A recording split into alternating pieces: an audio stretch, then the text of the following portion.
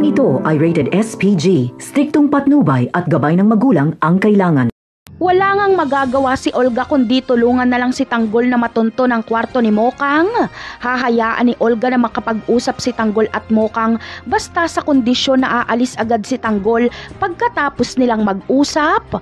Agad na pupuntahan ni Olga si David para i-secure ito at balaan na wag na lalabas dahil nasa mansyon si Tanggol. Samantala, kapag makita ni Tanggol si Mokang ay mag-iiba ang plano ni Tanggol.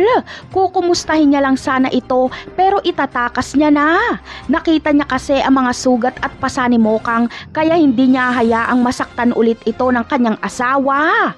Ngunit hindi magiging madali ang lahat dahil hindi sila makakatakas. Makakasagupan ni Tanggol ang malakas na puwersa ni Ramon.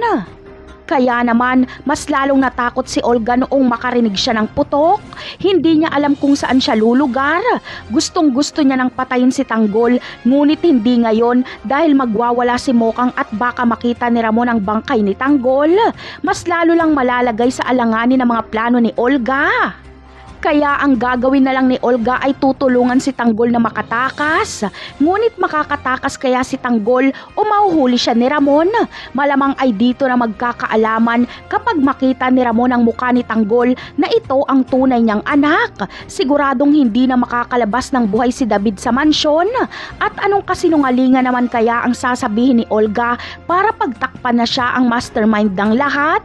Yan ang aabangan natin sa mga susunod na episode. Paalam!